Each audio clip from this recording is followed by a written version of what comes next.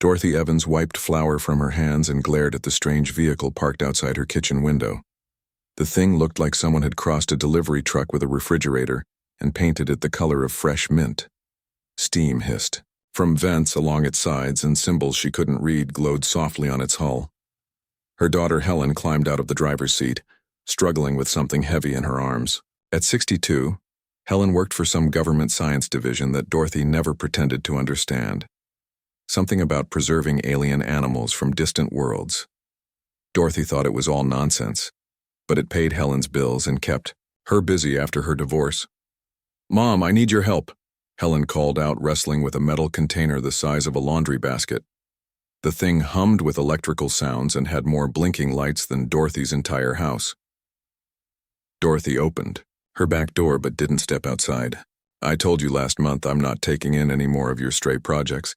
That three-headed lizard thing nearly ate Mrs. Patterson's cat." "That was different. This is important." Helen's face looked tired, with worry lines Dorothy hadn't noticed before. "The Galactic Wildlife Preserve is shutting down the rehabilitation program. Budget cuts. They're going to dispose of all the critical cases unless we find emergency foster homes." "Dispose of?" Dorothy raised an eyebrow. "Put them to sleep," Helen said quietly. "This little one is the last of its kind. The scientists think it's some sort of lizard-bird hybrid from a dead planet. It won't survive in the standard containment units." Dorothy sighed and stepped aside to let her daughter enter. Helen set the container on the kitchen table with a grunt. Through the clear aluminum top, Dorothy could see something that looked like a large egg made of black glass. Thin veins of silver light pulsed through its surface like a slow heartbeat. "It's dying," Helen continued, adjusting dials on the container's side panel. "The internal scans show the life signs getting weaker every day. Whatever it is, it needs constant warmth, specific humidity levels, and something we can't provide at the facility." "What's that?" "Love," Helen said simply. "The few records we have from its home world suggest these creatures form deep emotional bonds. Without that connection, they just fade away." Dorothy stared at the egg. The silver veins seemed to pulse faster when she leaned closer, as if responding to her presence. "I don't want a pet, Helen. Your father and I never had pets for a reason. Too much work, too much mess, and then they die and break your heart. I know, Mom, but you're the only person I trust with this. The government types want to run experiments. The military wants to study its genetics. I just want it to have a chance at life." Helen's voice cracked slightly. "Please, just until it hatches and we know what we're dealing with." Dorothy looked at her daughter's pleading expression and felt her resolve crumble. After her husband passed 3 years ago, Helen was the only family she had left. If this strange project meant something to her daughter, maybe she could manage it for a few weeks. "Fine," Dorothy said. "But I'm not buying special food or building fancy habitats.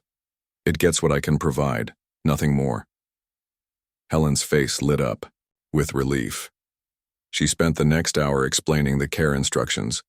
Keep the egg at exactly 78 degrees. Mist it with distilled water twice daily. Talk to it regularly because the species seemed to respond to vocal stimulation. Dorothy nodded along, thinking it all sounded like expensive nonsense. After Helen left, Dorothy found herself alone with the humming container. She moved it to her bedroom, placing it on the nightstand where she could keep an eye on it. The thing was actually quite beautiful, she had to admit. The black surface looked like polished stone, and the silver lights created patterns that reminded her of lightning frozen in glass. "Well," she said to the egg, feeling foolish. "I suppose you're stuck with me for now. Don't expect much conversation. I'm not one for talking to myself." The silver lights pulsed brighter for just a moment, and Dorothy could have sworn she felt warmth that had nothing to do with the container's heating elements. 3 days passed quietly. Dorothy followed Helen's instructions without much enthusiasm, misting the egg and adjusting temperature controls. She found herself speaking to it, more than she'd intended, mostly complaints about her arthritis or observations about the weather. The egg seemed to respond to her voice, the lights growing stronger when she spoke and dimming when she left the room. On the fourth night, Dorothy woke to a sound she'd never heard before. Not quite chirping, not quite crying, but something that made her heart race with concern. She fumbled for her bedside lamp and saw that the egg had developed a network of hairline cracks across its surface. The silver light was now blazing bright enough to read by. "Oh no," she whispered. Helen didn't say anything about this. The sounds grew more urgent, and Dorothy realized the creature inside was trying to break free. She watched, fascinated despite herself, as tiny pieces of shell began to fall away. A small hole appeared near the top, and something pushed through it. A miniature claw, no bigger than her pinky nail, waved frantically in the air. Without thinking, Dorothy reached out and gently touched the claw with her finger. The frantic movement stopped instantly, and she felt an odd sensation like a warm current flowing up her arm and straight to her heart. More shell fell away, and soon a tiny head poked through the opening. Dorothy's breath caught in her throat. The creature was unlike anything she'd ever seen. Its head was triangular, covered in scales that shifted between deep purple and midnight blue depending on the angle of the light. Two large eyes, golden and intelligent, fixed on her face with an intensity that made her shiver. "Hello there, little one," she whispered. The creature made a soft peeping sound and struggled to climb out of its shell. Dorothy helped, carefully, breaking away more pieces until the tiny being tumbled into her palm. It was no bigger than a hamster with 4 legs, a long tail, and 2 small bumps on its back that might become wings someday. Its scales were the most beautiful thing Dorothy had ever seen, shifting through colors like oil on water. The creature looked up at her and made another soft sound, almost like a purr. Then it curled up in her palm and closed its eyes, apparently deciding she was safe. Dorothy felt tears she hadn't expected running down her cheeks. "Well," she said softly, "I guess you're not just any lizard-bird hybrid, are you?" The tiny creature opened one golden eye, looked at her with what seemed like ancient wisdom, then went back to sleep in her warm hands. Dorothy sat there for the rest of the night, afraid to move and disturb her unexpected guest. By morning, she knew her quiet. Retirement had just become much more complicated. She also knew she didn't mind nearly as much as she should have. The sound of tiny claws scratching against metal woke Dorothy from her afternoon nap. She opened her eyes to find Pip, as she'd taken to calling the little creature, attempting to climb out of the shoebox she'd converted into his temporary home. In the 3 weeks since he'd hatched, he'd grown from hamster size to roughly the dimensions of a guinea pig, though his proportions remained delicate and almost feline. "Getting too big for your accommodations, are you?" Dorothy asked, reaching down to scoop him up. Pip immediately settled into her palm with a contented chirping sound that vibrated through his small body. His scales had developed more distinct patterns now, swirling designs in deep purples and blues with hints of silver that caught the light. What surprised Dorothy most wasn't his rapid growth but his obvious intelligence. Pip watched everything with those golden eyes, tilting his head when she spoke as if analyzing every word. When she'd accidentally knocked over her water glass yesterday, Pip had somehow managed to nudge a dish towel off the counter, right where the spill was spreading toward her important papers. Dorothy carried him to the kitchen and opened the refrigerator. "Let's see what you're in the mood for today," she said. Helen had left specific dietary instructions, but Pip seemed to prefer warm milk and soft foods. He particularly enjoyed scrambled eggs, which Dorothy found amusing given his own recent emergence from an egg. As she prepared his meal, Dorothy noticed her reflection in the toaster's chrome surface looked different somehow. Her gray hair seemed less brittle, her skin less pale. She'd been sleeping better since Pip arrived, her usual aches and pains mysteriously diminished. Probably coincidence, she told herself, but she couldn't deny feeling more energetic than she had in years. Pip made an urgent peeping sound and pointed one tiny claw toward the living room. Dorothy followed his gaze and saw her television flickering. Strangely, the screen showed static mixed with images that seemed too clear, too colorful for her old set. "That's odd," she murmured, but when she approached the TV, the picture suddenly resolved into perfect clarity. The news was showing something about solar flares affecting satellite communications worldwide, but her picture remained crystal clear. Pip chirped once, sounding satisfied, and Dorothy could have sworn she saw him nod. "Did you fix my television?" she asked him. His response was to curl up on her shoulder and close his eyes. The picture of innocence. Over the following days, Dorothy noticed more strange improvements around her house. Her ancient washing machine, which had been making alarming, grinding noises, now ran silently. The temperamental heater in her bedroom maintained perfect temperature without the usual cycling on and off. Most remarkably, her garden began showing signs of life despite the early autumn weather. Flowers that should have been dormant were blooming in brilliant colors, and her vegetable patch was producing tomatoes and peppers weeks after they normally would have died. Dorothy's neighbor, old Frank from next door, commented on it when he stopped by to return a borrowed ladder. "Dorothy, I don't know what you've been feeding your plants, but my wife wants to know your secret," he said, eyeing the impossibly lush garden. "Looks like something out of a magazine." "Just talking to them more, I suppose," Dorothy replied, which was true in a way. She'd gotten into the habit of carrying Pip outside while she did yard work, chatting with him about everything from the weather to her late husband's terrible jokes. Pip seemed to enjoy these garden tours, often pointing his snout toward plants that seemed to perk up under his attention. The most unsettling incident happened on a Thursday morning, when Dorothy felt chest pains while making breakfast. She'd experienced heart trouble before and recognized the warning signs, but as she reached for her emergency medication, Pip suddenly became agitated. He climbed onto her chest and pressed his small body against her heart, his scales growing, warm to the touch. The pain faded almost immediately, replaced by a sensation Dorothy struggled to describe. It felt like warm honey flowing through her veins or sunshine spreading from her chest to her fingertips. When it passed, she felt better than she had in months. "What did you do?" she whispered to Pip, who looked as surprised as she felt. Made a soft trilling sound and nuzzled against her neck, but Dorothy caught something else in his golden eyes. Concern, affection, and underneath it all a flicker of something that looked almost like fear. That evening, Helen called to check on their progress. "How's our little patient doing?" she asked. "Growing like a weed," Dorothy replied, not mentioning the unusual incidents. She wasn't sure how to explain them, and Helen was already stressed about her work situation. "He's quite the character. Very smart." "Smart how?" Dorothy considered telling her daughter about the television and the garden, about the way Pip seemed to understand every word she said and respond with appropriate actions. Instead, she said, "He knows his name, comes when I call him, seems to understand basic commands." "That's wonderful, Mom. The scientific team is very interested in getting more data about his development. They might want to visit next week to take some measurements and run a few tests." Dorothy felt Pip tense on her shoulder.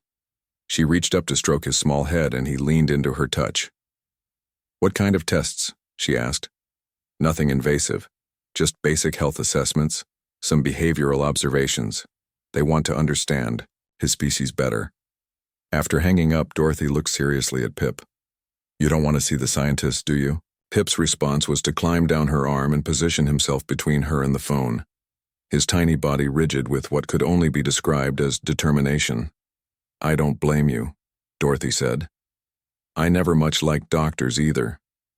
That night, Dorothy lay in bed with Pip curled up on her chest, his warmth seeping through her nightgown. She could feel his heartbeat, quick but steady, and something else. A presence, gentle but unmistakable, touching the edges of her consciousness. Not thoughts exactly, but emotions.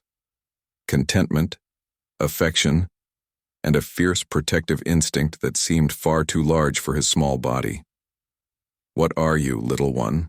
she whispered into the darkness. In response, she felt a wave of pure love wash over her, so intense it brought tears to her eyes. Whatever Pip was, wherever he'd come from, Dorothy knew with absolute certainty that he belonged with her.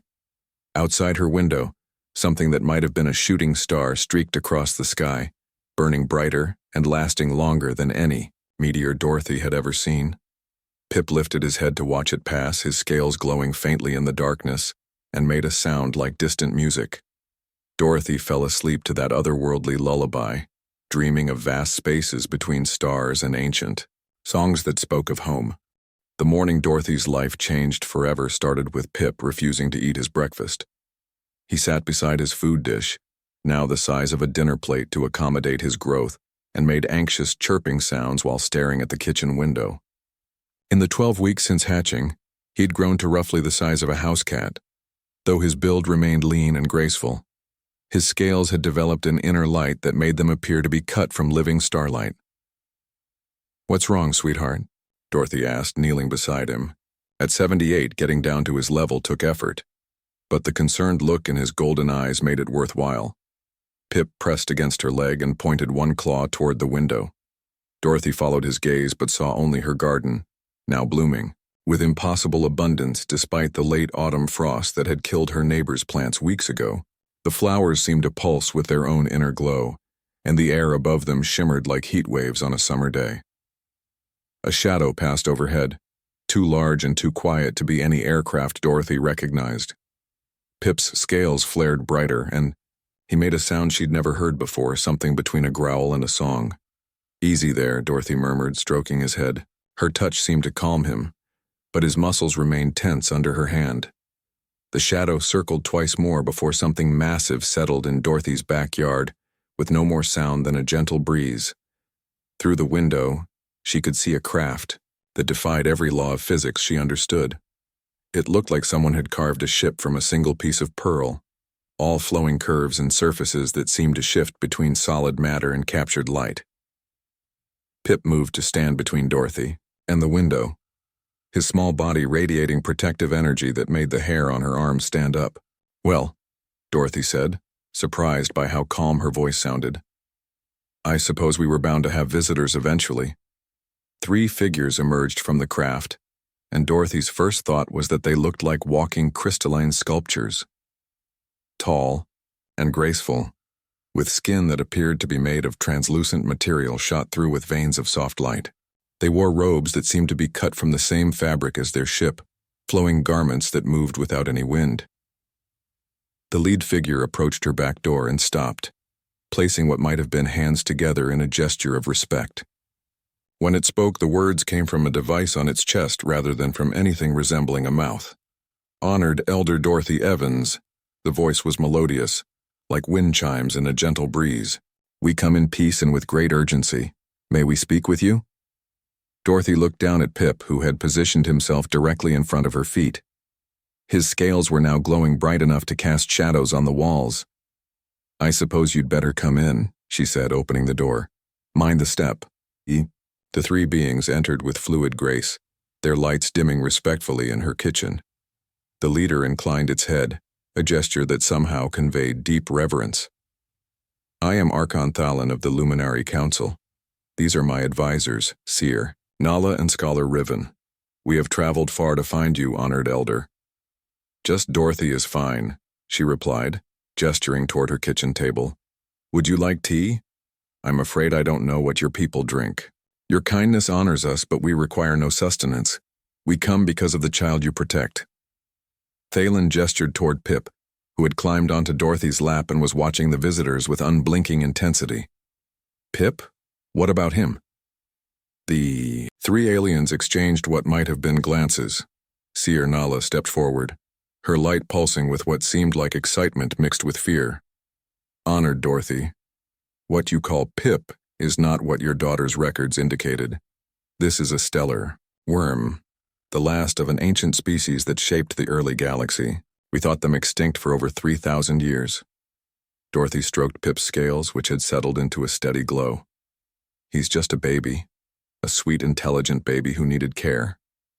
"Indeed," Scholar Riven spoke for the first time, his voice carrying undertones of awe.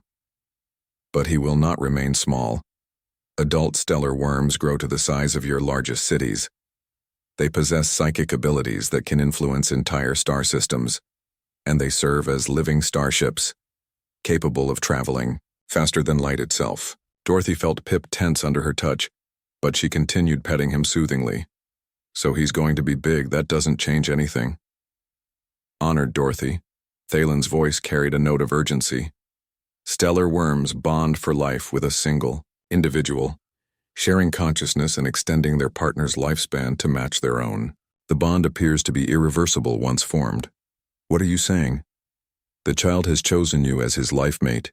You are now connected to potentially the most powerful being in the known galaxy. Your lifespan has already begun extending.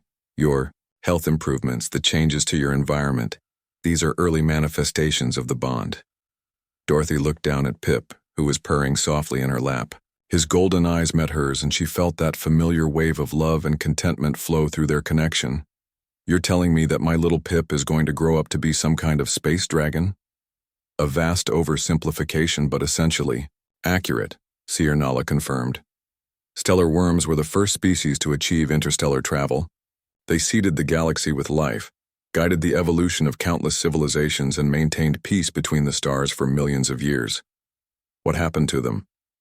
They simply vanished. All at once, roughly 3,000 years ago. We found empty star systems where they had lived, but no bodies, no signs of conflict. Until now, we assumed they had transcended physical existence somehow.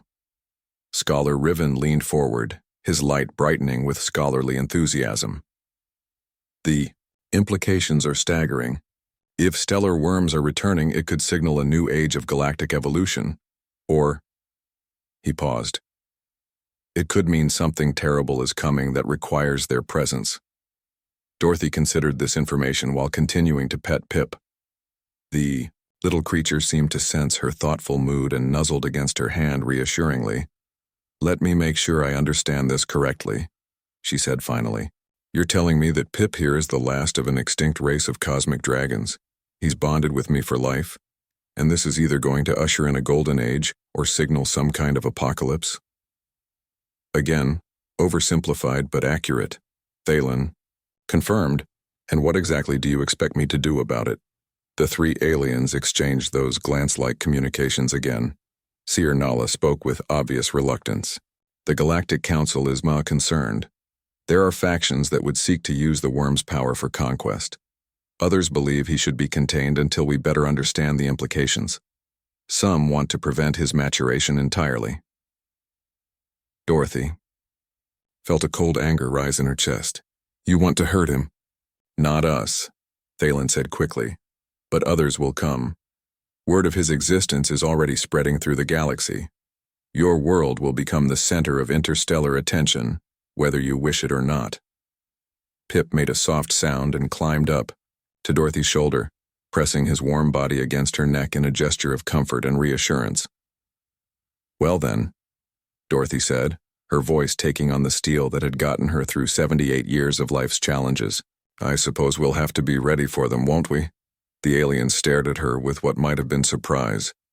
Honored Dorothy, Thalen said carefully, you do not understand the forces that will be arrayed against you. Entire fleets, military, powers that could reduce this world to ash. Dorothy stood up, Pip automatically adjusting his position to stay balanced on her shoulder. She fixed the luminary with a look that had once made her late husband reconsider every argument he'd ever started with her.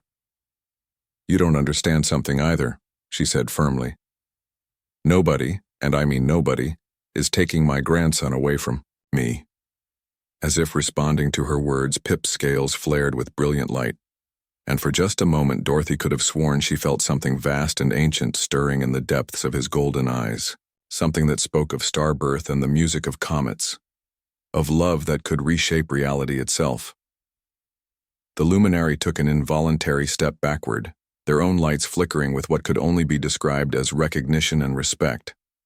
Outside, Dorothy's impossible garden pulsed with renewed brilliance, and somewhere in the distance she could hear the sound of more ships descending from the sky. Dorothy's peaceful morning routine of feeding Pip scrambled eggs was interrupted by the sound of her television turning itself on. The screen displayed images that made her stomach clench with worry.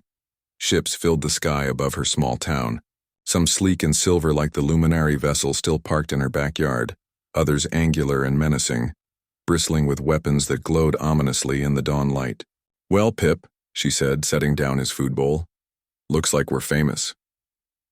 Pip had grown again overnight, now the size of a medium dog with scales that shifted between deep space black and brilliant silver. His wings, barely visible bumps just days ago had developed into delicate membranes that caught the morning light like stained glass. He moved with fluid grace to the window and made a low rumbling sound that vibrated through the floorboards. The back door chimed with that musical tone the luminari used instead of knocking. Dorothy opened it to find Archon Thalon looking distinctly uncomfortable, his crystalline features dimmed with what she'd learned to recognize as anxiety. "Honored Dorothy, we must speak urgently. 3 separate factions have arrived in your system, each claiming authority over the stellar worm." "Over Pip, you mean?" Dorothy's voice carried the edge that had made her late husband nervous for 47 years of marriage. "And I already told you yesterday, nobody has authority over him except him. Please, the situation has become complex beyond imagination." Thalon gestured toward the sky where the ships circled like mechanical vultures. "The Preservation Council arrived first. They claim the worm represents a galactic treasure that must be protected through controlled study. They wish to relocate both of you to a research facility for your own safety." Dorothy snorted. "Research facility? That's a nice way of saying prison." "The Expansionist Coalition landed an hour later," Thalon continued. "They view the worm as the ultimate weapon. With his mature abilities, they believe they can enforce peace throughout the galaxy through strength." "Enforce peace?" Dorothy shook her head. "Another nice way of saying conquest." Pip padded over and pressed against her legs, his warmth radiating through her clothes. She could feel his emotions through their bond, a mixture of protectiveness and growing anger that made the air around them shimmer with barely contained energy. "The 3rd faction troubles us most," Thalon admitted. "The Ancient Order believes stellar worms returning signals the end of the current galactic age. They seek to prevent what they call the Great Awakening by eliminating all traces of worm influence. They want to kill him." Dorothy's statement was flat, matter-of-fact. "They want to kill both of you. The bond cannot be broken by conventional means, so they view you as equally dangerous." Through the kitchen window, Dorothy could see vehicles approaching down her country road, military transports in 3 different configurations, representing the factions Thalon had described. Behind them came news vans, government cars, and what appeared to be every curious neighbor within 50 miles. "How long do we have?" Dorothy asked. "Minutes, perhaps less. They are coordinating their approach to avoid conflict with each other, but once they reach agreement on procedure." A new sound cut through the morning air, a deep thrumming that Dorothy felt in her bones rather than heard with her ears. Pip's scales flared brilliant white, and he lifted his head toward the ceiling with an expression of intense concentration. "What's he doing?" Dorothy asked. Thalon's light pulsed rapidly with what she'd learned indicated surprise. "He's calling, broadcasting on frequencies that haven't been used in thousands of years." "Calling who?" Before Thalon could answer, Dorothy's phone started ringing. Then her neighbor's phone. Then every electronic device within miles began chiming, buzzing, and displaying the same message in whatever language their owners spoke. "Help Dorothy." Dorothy stared at her phone screen, which showed a simple message. "Help Dorothy Evans. 1247, Maple Ridge Road. Protect family." "Oh my," she whispered. The first delegation arrived 10 minutes later. Representatives from the Preservation Council wore formal robes and carried devices that hummed with scanning equipment. Their leader, a tall being with skin like polished copper, approached Dorothy's front door with measured steps. "Citizen Evans, I am Director Kress of the Galactic Preservation Council. For your safety and the safety of this world, we must relocate you and the entity to secure facilities immediately." Dorothy opened the door but didn't step aside. "The entity has a name, it's Pip, and we're not going anywhere." "Madam, you don't understand the forces at work here. The creature will continue growing and its mature abilities could destabilize this entire star system. We have containment protocols that will ensure both your comfort and galactic security."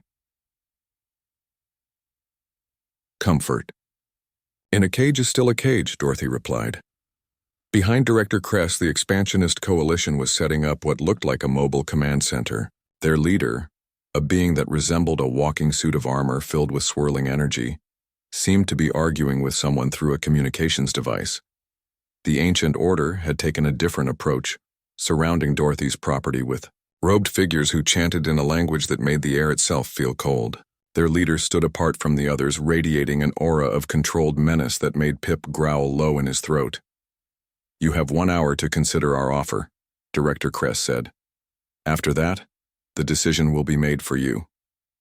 Dorothy closed the door and looked at Pip, who had positioned himself in the center of her living room. His golden eyes met hers with an expression of complete trust. "What do you think, sweetheart? Should we run?" Pip's response was to walk to her side and press his head against her hand. Through their bond, she felt his answer clearly. He wasn't afraid of the ships or the factions or the threats. He was only concerned about her safety. "We're not running," she said aloud. "This is our home." Her phone rang, then rang again, and again. The messages were pouring in now, not just locally, but from around the world. The simple plea Pip had broadcast was spreading through every connected device on Earth, carried by social media, news networks, and word of mouth. Dorothy answered the phone on the 4th ring. "Hello? Mrs. Evans? This is Robert Chen from Sacramento. I saw the news about what's happening to you and your grandson. My unit served in 3 different wars, and we don't abandon family. We're on our way." Before Dorothy could respond, the caller had hung up. The phone immediately rang again. "Dorothy, this is your old neighbor from Chicago, Anna Martinez. I'm loading up my van with supplies. Nobody's taking your boy away from you." Then another call. "Ma'am, this is truck driver local 415. We're forming a convoy. Should reach you by evening." Dorothy stared at the phone as it continued ringing. Through the window, she could see the news vans broadcasting live, their reporters explaining the situation to a global audience. The story was simple enough for anyone to understand. An elderly grandmother protecting her grandchild from powerful forces that wanted to take him away. Pip made a soft sound, almost like wonder, as he watched the crowds beginning to form at the end of Dorothy's driveway. Cars were arriving from every direction, ordinary people who had dropped everything to respond to his call for help. "Looks like you made some friends," Dorothy said, scratching behind his ear ridge. Outside, Director Kress was speaking urgently into his communication device while eyeing the growing crowd of humans with obvious concern. The expansionist coalition had pulled their forces back, apparently unwilling to engage with civilian populations. Even the ancient order seemed uncertain how to proceed with thousands of witnesses gathering. Thalen appeared at Dorothy's back door, his crystalline features bright with what might have been admiration. "Honored Dorothy, what is happening here is unprecedented. The worm's call has reached beyond your world. Reports are coming in from across the galaxy of species responding to his plea. The Preservation Council is receiving protest messages from over 200 different civilizations." Dorothy looked at Pip, who was now glowing softly with contentment as he watched the crowds outside. "You didn't just call for help from humans, did you?" Through their bond, she felt his gentle amusement. The call had gone out to every species he instinctively recognized as family-oriented, every civilization that valued the protection of their young. The response was overwhelming. "The factions are requesting a formal negotiation," Thalen continued. "They cannot act openly with so much galactic attention focused on this location." Dorothy nodded toward the window where reporters from 3 different news networks were interviewing the humans who had come to help. "Tell them they can negotiate all they want, but Pip and I aren't going anywhere." As if to emphasize her point, Pip stretched his wings, now nearly spanning the width of her living room, and settled down for a nap in the patch of sunlight by her favorite chair. His message was clear to anyone who cared to understand it. He was home. The siege began at dawn on Dorothy's 4th day as the most watched person in the galaxy. She woke to find her property surrounded by a sea of humanity that stretched to the horizon. Tents, campers, and hastily constructed shelters covered every available space. People had come from every continent bringing food, supplies, and an unshakable determination that nobody was taking Grandmother Dorothy's dragon. Pip had grown again overnight, now the size of a small horse with wings that cast shadows across her entire backyard when he stretched them. His scales had deepened to the color of space itself, shot through with veins of light that pulsed with his heartbeat. When he moved, reality seemed to bend slightly around him, as if he existed in more dimensions than Dorothy could perceive. "Look at that," Dorothy said, offering him his breakfast of scrambled eggs and bacon. The portions had grown considerably over the past weeks. "You've got yourself quite the fan club." Through the kitchen window she could see children playing between the tents while their parents maintained watch positions with hunting rifles, kitchen knives, and garden tools. A group of veterans had organized security patrols working alongside suburban mothers, retired teachers, and college students who had driven through the night to be here. The alien factions maintained their positions in orbit, but Dorothy could feel the tension building. The global attention had prevented any direct action so far, but patience was wearing thin on all sides. Her phone buzzed with a text from Helen. "Mom, I'm trying to get through the roadblocks. The government has the area sealed off. Are you okay?" Dorothy typed back, "Fine. Pip is fine. Bring more eggs when you come." A knock at her front door interrupted her morning routine. Dorothy opened it to find a young woman in military fatigues with sergeant stripes on her sleeves. "Ma'am, I'm Sergeant Rodriguez. I served 3 tours overseas and I wanted you to know we've established a perimeter. Nobody's getting to you or your grandson without going through us first." "I appreciate that, dear. Would you like some coffee?" "Thank you, ma'am. But I need to get back to my post. Just wanted you to know you're not alone in this." As Sergeant Rodriguez returned to her duties, Dorothy noticed the changes in her backyard. What had started as random camping had evolved into something that looked distinctly like a military encampment, organized with the efficiency that only humans seemed capable of achieving in crisis situations. Archon Thalen materialized beside her with the Luminari's characteristic grace. His crystalline features were dimmer than usual, indicating stress. "Honored Dorothy, the situation has escalated beyond anyone's expectations. The 3 factions are no longer willing to wait for diplomatic solutions." "What does that mean?" "They have issued an ultimatum. If you do not surrender the worm for protective custody within 6 hours, they will take action to secure him by force." Dorothy felt Pip's attention focus on their conversation. Through their bond, she sensed his growing anger, not at the threats themselves, but at the danger they represented to her and to the humans who had come to help. "They're going to attack all these innocent people?" "The factions believe the crowd will disperse when faced with overwhelming force. They underestimate human attachment behavior." Dorothy looked out at the thousands of people who had abandoned their normal lives to protect someone they'd never met. "Yes, they do.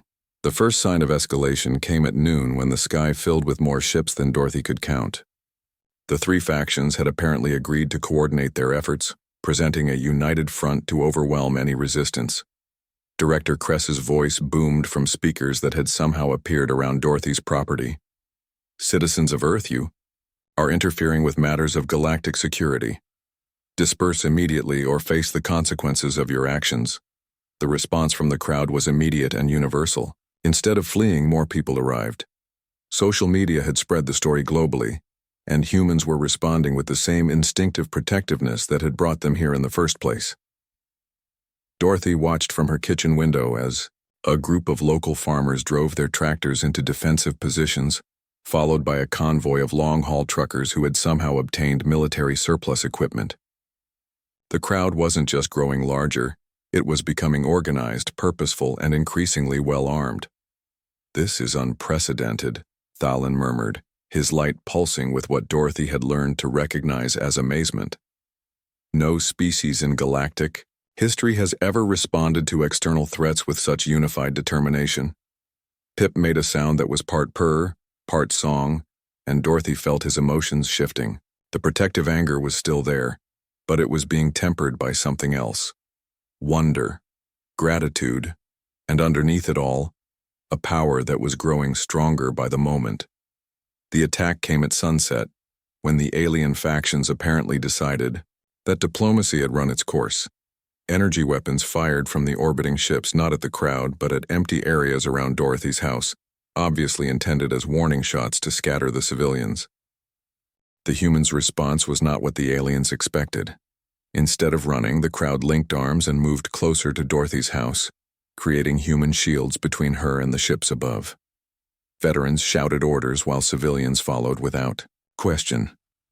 Children were moved to the center while adults formed protective rings around them. Dorothy felt something change in Pip at that moment. The bond between them suddenly blazed with intensity, and she could sense his consciousness expanding, touching every human mind in the crowd, not controlling or overwhelming them, but sharing with them the same love and gratitude he felt for Dorothy. The effect was immediate and visible.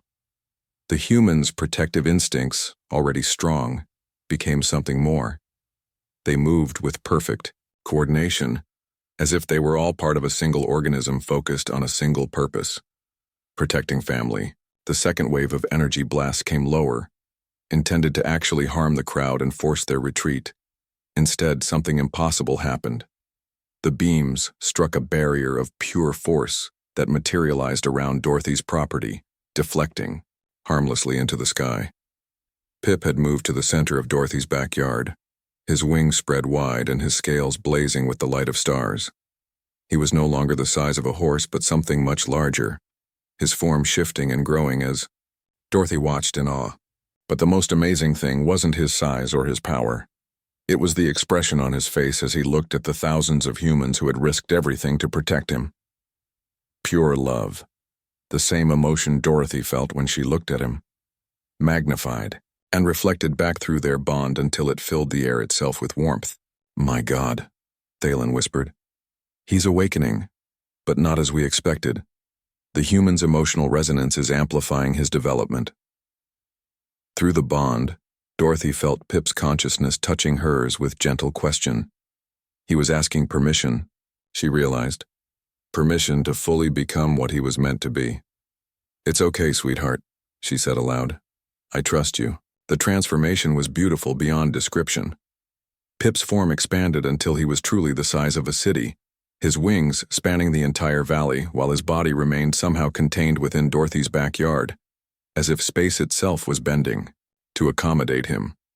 His scales had become like captured starlight and his eyes held the depths of galaxies. But when he looked at Dorothy, he was still her Pip, still the tiny creature who had hatched in her palm and chosen her as family. The alien ships above suddenly found themselves unable to target anything. Their weapon systems had been neutralized, not destroyed, but simply convinced that there were no valid targets in range. The crowd of humans registered as family members, protected by instincts older than civilization itself. Director Kress's voice crackled over the communication systems one final time. "This is impossible. Stellar worms they're not supposed to." "To what?" Dorothy called out, knowing somehow that Pip was amplifying her voice to reach the ships above. "To choose sides, to interfere in galactic politics. They were observers, guides, not participants." Dorothy looked up at Pip, whose massive head lowered to nuzzle against her with the same gentleness he'd shown as a hatchling. "Maybe they just needed the right family," she said. The ships began withdrawing, their crews apparently deciding that whatever this situation had become, it was beyond their ability to control or understand. The crowd of humans watched them go with satisfaction, then began the long process of celebrating and gradually returning to their normal lives. But some stayed, setting up permanent homes around Dorothy's property. They called it the first interspecies community on Earth, a place where humans and one very special dragon could coexist in peace. Dorothy spent her evenings on her front porch, watching the sunset reflect off Pip's scales while children from the community played in his shadow. He was enormous now, capable of traveling between stars with a thought, but he still preferred scrambled eggs for breakfast and still purred when Dorothy scratched behind his ear ridges. The galaxy had learned something important about humanity that week. When they decided someone was family, they would move mountains, face impossible odds, and reshape reality itself to keep that family safe. And Dorothy had learned something about love. It didn't matter if your grandson was human or dragon, small enough to hold in your palm or large enough to hold planets in his claws. Family was family, and love was the strongest force in the universe, even stronger than the space between stars.